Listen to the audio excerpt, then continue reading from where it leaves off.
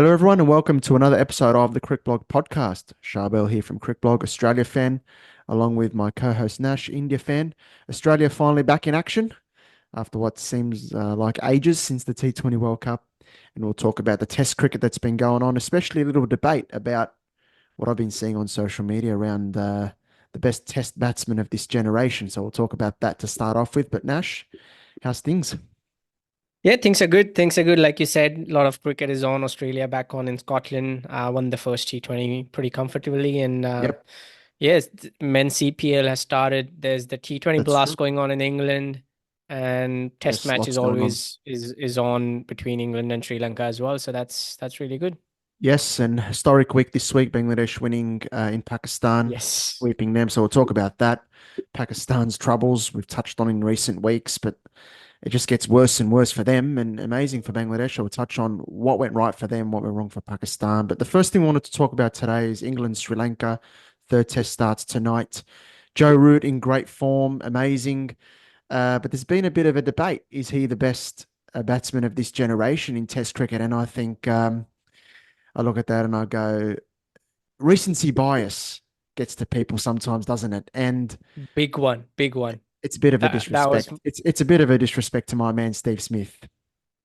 to a lot of batsmen, to be honest. And I've been reading all these tweets and posts and stats, and the one thing to note is when people talk.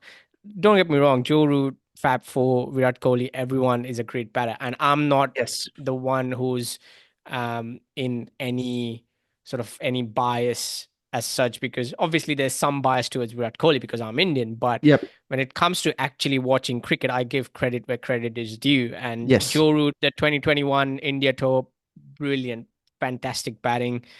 And the thing is, there's this when people talk about Joe Root today, there's this caveat or there's these filters that are put on since 2020, since 2021, since 2022. There's always those filters. Yeah. And the And numbers are funny brilliant thing, since 2020. numbers are brilliant. Numbers Yeah, are brilliant, I but agree with you. that's the thing. That's the thing. To say that a batter is the best of this generation, you can't only count the last 3 years. Exactly right. Spot on. And You got to and look at it and what's, and yeah, the funny thing is when Virat Kohli's lean patch was on, the filters were put on Virat Kohli to showcase his the criticism. Since 2020, Virat Kohli has had a poor form. But yeah, in that poor form as well, he averaged like 40s and late 40s or even yeah, mid 40s in all formats. And that's the thing. Like when you're even when you're down, even when you're not scoring hundreds, what do you bring to the team matters. And all four batters bring a lot to the team. And to be honest, from my perspective, as a cricket fan, as a genuine cricket fan, growing up watching Tendulkar, Dravid, Lakshman, Ricky Ponting, Steve Waugh, Matthew yep. Hayden, so many great batters, so many great players. I think there will be a time when none of the four are actually playing, and we will see edits and videos of them from their time, like Yes. how we see now for Hayden and Gilchrist and Yeah, yeah, Dhoni and yeah, Tendulkar. definitely. So just enjoy the live game, True, enjoy the live matches, and true. just make sure you don't get sucked in too much into that fan wars, as they call it. Yeah, that's true. And I do maybe get sucked into that a little bit, but I've been providing some of my thoughts on social media when those questions have been arising. And yeah, you're right. I mean, the thing is, I think Joe Root, to his credit, even when he was maybe considered fourth on the list of the Fab Four, it's definitely not the case now, in my opinion. He's definitely up there. But when, he was struggling to convert, but he was always scoring 50s. Yeah, he was scoring a lot of 50s, but wasn't able to convert before 2020. And since then, the conversion rate's been amazing. But you're right. I wouldn't look at it just from a few years. When you want to judge who's been the best batsman of this generation, you've got to look at their whole career, what they've done overseas as well, what they've done in big series. There was one tweet I saw, and I did reply to it, and I disagreed with it respectfully. That's the way I roll. Um, it was a tweet about Joe Root is one test hundred away in Australia from leapfrogging Smith. And I thought, no, I think Nah. he's got to do more than just 100 here. He's got to do what Steve Smith's done in England and own an Ashes series and dominate an Ashes series away from home. Joe Root has not Absolutely. done that here. He's not 100 is not going to change that. He's got to dominate. Absolutely. And people say I'll speak about Virat Kohli as an Indian fan, because when people were in back in 2014, when people were all mocking Virat Kohli for his England performance, he went to Australia, owned the Yep. Australian bowlers, put in the performance, went back to England in 2018, scored a few hundred, scored a lot of Yes. runs, went back to Australia and scored the runs again. So that's the true mark of a great batsman. Of course. Joe Root hasn't been able to do that in Australia on so many tours so far, and Yes. he doesn't have a lot of. He has what, 950s in Australia Plenty and of 50s averages here. 35. He has been scoring 50s here, but again, that doesn't influence the result. The only thing is Steve Smith goes to England and influences the result. That's the difference. exactly, Roots exactly. Roots scored 50s and you're averaging 35. It's going to take more than just one century here in Australia to change that. You've got to come here and influence the game.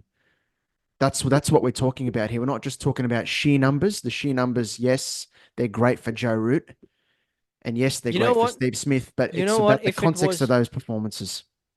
I truly believe, and I say this with, I hope it's not an insult. Maybe it will sound as an insult, but I truly believe that the calls for Joe Root as the greatest batter of this generation is only because he's English.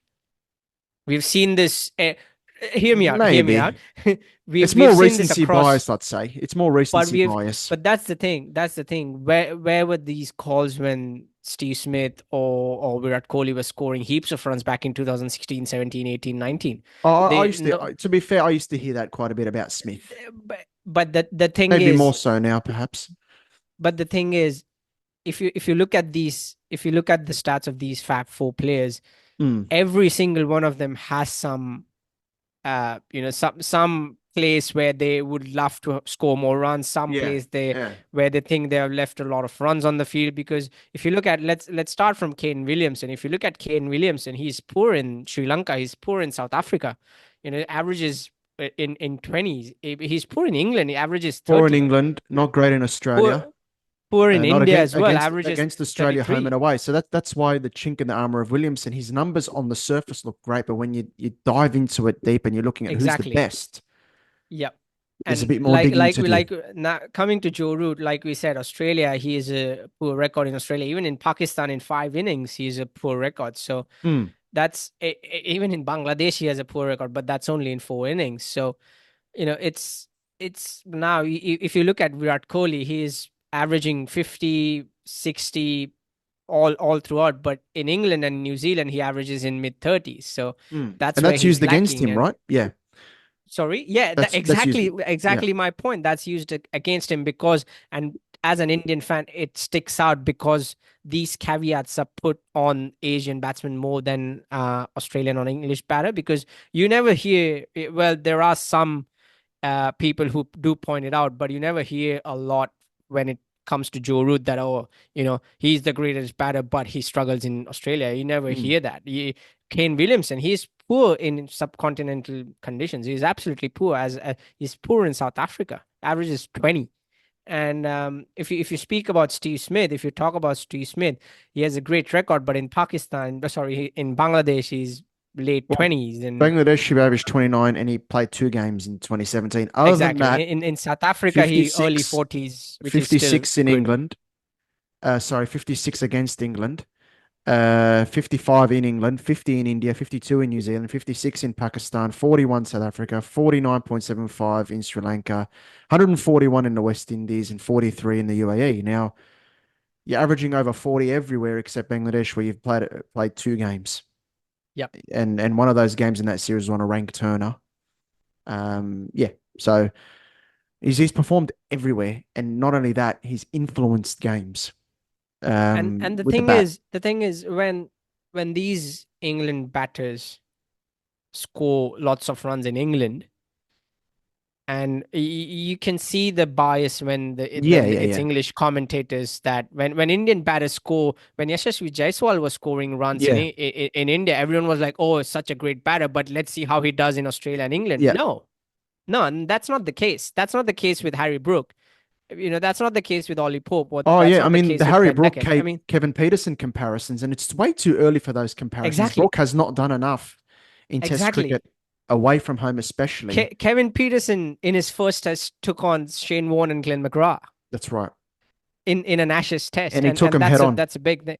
Yeah. Exactly, and that's the difference. That's the difference when I talk about English pundits and English Mm, commentators or English fans as opposed to any other country. We have seen this in football. We've seen this in F1, especially with now with Lando Norris and Lewis Hamilton and all these mm, young, sorry, not Lewis Hamilton, but Lando Norris, this young F1 driver. Suddenly mm. he's the best because he's won 2 races in 6 years. Um, and that's the thing. That's the thing. What I'm getting at is when it's an English player, Yeah. the filters and the caveats are changed as opposed to any It's other interesting. country. Interesting. Yeah. The agendas and yeah, s- spotlight's a bit different, and yeah, the metrics used to judge the players a bit different. I do agree with you on that. Don't get me wrong, Joe Root is an outstanding player. But you're talking about when you talk about the best player of this generation at this stage, it's Steve Smith. It's Steve Smith without a doubt. He's had a bit of a tough time, Smith, over the last year or two, but um, you got to look at it over the whole career. You look Yeah. at what's been done. Steve Smith, as I And said, has gone to England under huge pressure and owned the game. They were booing him at the start of the 2019 Ashes. By the end of it, they were on their feet applauding him, right, for what he's achieved. And yeah, we don't want to disrespect Smith. I think he's the best player of this generation.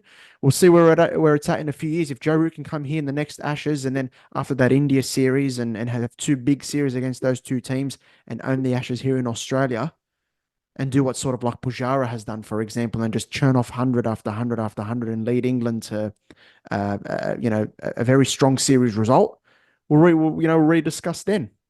But yeah, at this absolutely. stage, it's a bit, A- it's Steve Smith is clear. And look, in the end, man, just watch the four cricketers be at their best. I Yeah, mean, yeah, that's that's true. that's that's me as a cricket fan. I love just I'm not one for arguments or debates just because it's fun, but I just agree with just you. watch them. It's like Ronaldo and Messi in football. Their time is almost done. Like they're not at the peak. They're not at their best.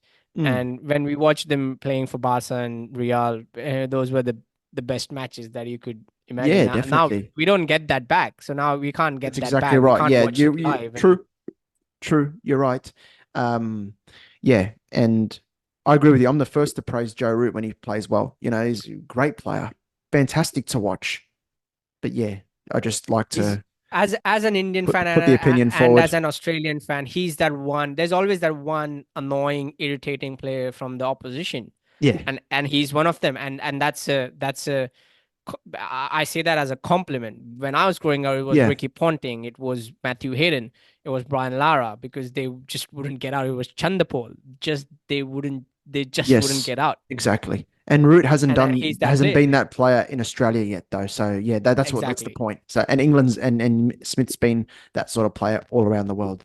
So we look forward to the next 18 months and what they have to offer there. But yeah, interesting little topic. And just quickly before I go on to the next topic, it's not as if I say, "Oh, Joe Root's playing really well, but Steve Smith's still clear." I'm not saying it unprovoked. It's when I see the tweets on social media talking about Root as the best, and I say, "No, look, you got to look at it this way." Um, but anyway, we'll see what happens. Big summer coming up for Smith as well. Hopefully, he does well against India. We'll be sure Big to hope, discuss that. big home season for Virat Kohli as well. I mean, I'm hoping 100%, he has a massive season 100%, like he did in the white ball season in the last couple of years. Big definitely. World Cup, big T20 World Cup, and I'm hoping for a big home season, test home season as well. 100%. And speaking of that test home season that's starting soon, Bangladesh are coming and they're coming off an incredible 2-0 win over Pakistan. And I can't remember a series win like this where you concede 450 just about in the first game, come back and Yep. win that. And then you're 6 down for 26 in the next game That was, and that come was back and so win that one as funny. well. That was so funny. I mean, Couldn't believe that it. was just class. You know what? At the end, when Bangladesh needed what they needed in the second innings, I was Yeah. like, uh, how do you bet on these games? Because one side it's Pakistan, who are one of the most unpredictable teams in cricket. On the other side is Bangladesh, who are one of the most unpredictable teams in world cricket. Well, How do you predict that? well, when they came back and only trailed by 12, I've never been so confident in everything in my life. I knew they'd go on and win. I don't know. I don't know what this confidence was. It's just Pakistan are just struggling. And when you have them six down for 26 and then you only lead by 12 in the end, they just can't finish off the job. Just amazing, really. Uh, what I was impressed with the most is that the fast bowling of Bangladesh, how much that's come of age, and Nahid Rana in particular, he's sharp. He also got a lot more consistency in their fast bowling and wicket taking ability there. And if you know the pitchers have got a bit of juice in them in India or a bit of spin, whatever it is, they've got some bowlers that can cause some problems. Yep, The challenge is going to be a lot different with India, I will say. absolutely. I mean, they play in Chennai and Kanpur, which has, you know, Chennai will can spin. help. Yeah, can help the spinners, and it's Mm, going to be really interesting because obviously the game starts at 9:30, which is early in the morning, so you could see some swing as well. And I'm really hoping India has a great five home tests before going to Australia, and everyone yes. is in super form. Yep. Big sort of series for Shubman Gill. He's come out and spoken about, he wants to own the scene more in Test cricket. Big series, as you said, Yeah. for Kohli. I look forward to this. If Bangladesh can really make a good name of themselves and make a good fist of things against India, that'll be really good for their cricket. Because I said last week on the podcast that the challenge for Bangladesh is putting two games together in Test cricket. They can win one game and then get hammered in the next one. So, what was the most impressive thing about this win was they won the first test and came back and won the second from a very difficult position. They're going to I have mean, to.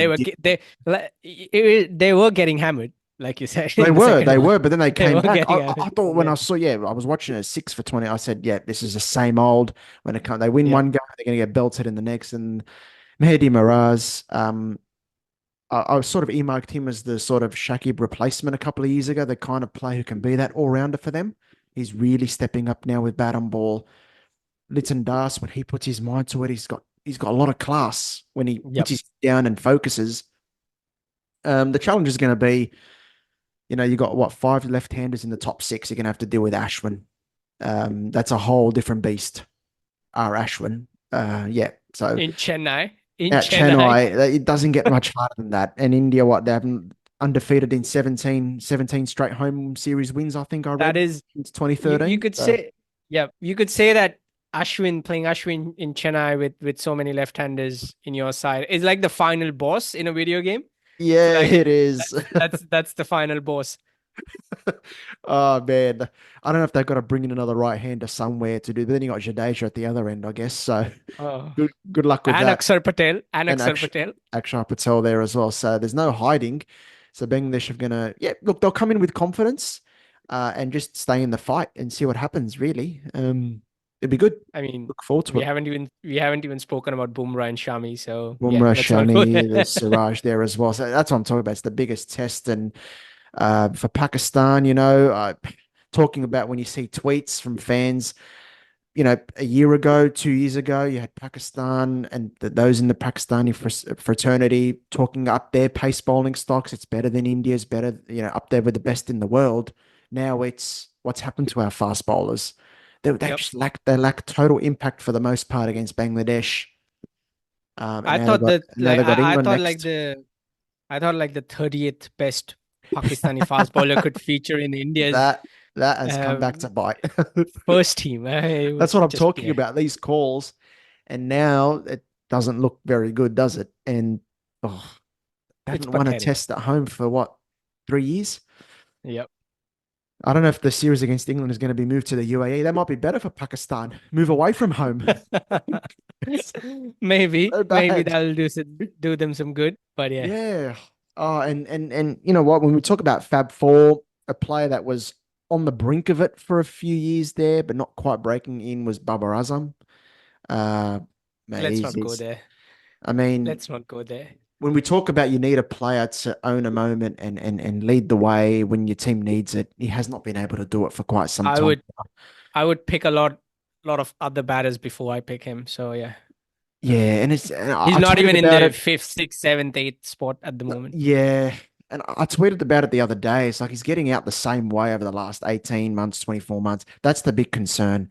It's the same sort of dismissals.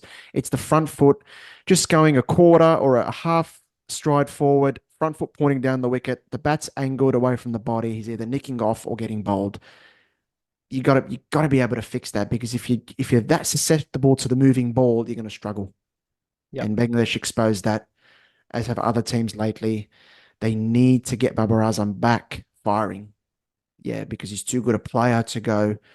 What is it? However long since a Test 50 even? It's Yeah. been way too long, way too long. And yeah, they really need to have a look at themselves, Pakistan, get some stability in Absolutely. there because they keep changing things all the time. We spoke about it last week. Five chairmen since 2022, December of 2022. Five chairmen. A lot of coaches have come and gone as well. What's the point? Get someone in, let someone put in their ideas, like Jason Gillespie, for example, let him do his thing. Reward domestic players, bring some domestic players through the system, and start building up again because it's been really bad for Pakistan, especially the last 12 months. Really bad. So on to Australia. My team finally back in action uh, with the first T20 against Scotland, another one today. And finally playing outside of Australia for Finally playing once. outside Australia, people say. Very funny. But it's good to see some young talent. Good to see some young talent, and some players who not typically first teamers getting back, having a game, getting some game time. Jake Fraser McGurk, I know he got a duck, but he's in the team, and you got your Riley Meredith has been playing, and these guys, and that's been good. And I want more of that, and hopefully Cooper Connolly makes his debut today. Yep. That's what I'm hoping for. We need to blood these youngsters in, give them a chance. But Travis Head, is he up there? Is he the most destructive T20 player in the world? Oh, come on. No, No, there's plenty. I there's mean, yeah, plenty. I agree. There's heaps. there's David Miller, there's Heinrich Klaassen, there's Yeah, I know. Yeah, you're I right. mean, there's Shubman, Yashasvi Jaiswal. He hasn't even played that much. There's Rinku Singh. There's so many Just other Travis batters Head's at the numbers moment. this year, though, just they're crazy. Like he's breaking power play records in the IPL and now in international cricket, and he's up there. But I agree with you. There's a lot of others there as well. But man, he's going well. He's going well. But I'd like to see He Jake is. He Fraser, is. McGurk, He's and a Connolly and yep. these guys do well as well. Yeah, absolutely. And it'll be really interesting to see how Australian selectors and management approach this domestic white ball competitions this year because there's a lot of talent coming up with Big Yes, Bash and the there one is. day Marsh and the Marsh Cup. So with the Champions Trophy down the line next year, early next year, it'll be really interesting to see where the focus is, where the gaps are, and how Australia are trying to Yeah. fill those gaps. I wonder if there'll be many changes to that ODI setup. They are the ODI world champions, and they've got that series Yep. against Pakistan coming. I don't know if there'll be too many changes. I reckon where they might look at is a bit of a refresh in T20s. Yep. So ahead of the 2026 World Cup, I reckon you won't get too different a team from the last World Cup in ODIs. You might get a pretty similar feel for the Champions Trophy, bit a similar team. But yeah, I agree with you though. Big summer for a lot of players across formats to put their hand up because it's an aging team, this Australia team. There's going to be Yep. some spots up for grabs in the next few years. So you want players to put Definitely. their hands up. Definitely. I mean, Stark's 35. Um, Cummins is, I think, 31, 32. Hazelwood's around You the know, same age, and Hazelwood's around the same. Steve Smith, 35, 36 now. So Kawaja 37 or thereabouts, that sort of absolutely. thing. So yeah, With absolutely. especially with Will Pukowski no longer in the picture, there's that opening Mm, slot up for grabs. yes, I would say both opening slots because if Steve Smith doesn't stay there for long, there's no David Warner, and with Usman Khawaja almost at the end of his career, there's both opening spots up for grabs. 100%. These are the things that we speak about it on our podcast, but this is the stuff the Australian management and the selectors have to be speaking about it at the table as well. They've got to be thinking about what's the succession plan after these players because you don't want too much or too difficult a transition period. So big summer for the likes of Nathan McSweeney, these sort of guys in Sheffield Shield cricket as well to put their hand up because there's some good players there, but they've got to put the numbers on the board. And when they come into Absolutely. that Australian team, yeah, fully agree. And big summer for Jai Richardson as well. I think he was playing up in Darwin recently, got through that Yes. okay. Fingers crossed he has a big Big summer season. for big summer for Bancroft. If he can keep the momentum Bancroft, going from the last 2 years, he can be that hopefully. opener. Hopefully he's continued to be driven and not, disappointed with, Yep. not being selected as yet. Because yeah, he's been churning out the runs and yeah, hopefully he's rewarded in the future because yeah, you're right. There could be two opening spots that are available in the next few months and the next year. Yeah, with Kawaja nearing the end and Smith maybe possibly going to be pushed back to four. Who knows? So big few months for Australia. Massive domestic season for Australian cricket. Absolutely.